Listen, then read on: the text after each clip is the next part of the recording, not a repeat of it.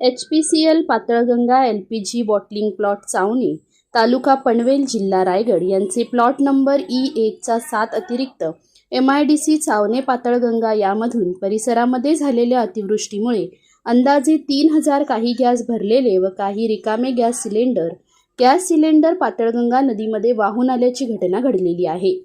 हे gas cylinder ज्या नागरिकांना सापडले असतील त्यांनी तात्काळ HPCL कंपनीकडे अथवा जवळच्या HPCL डीलरकडे, तहसीलदार कार्यालय खालापूर पेण, तहसीलदार कार्यालय किंवा उपविभागीय अधिकारी पेण यांच्या कार्यालयात जमा करावेत, असे आवाहन जिल्हा प्रशासनाकडून करण्यात आले आहे।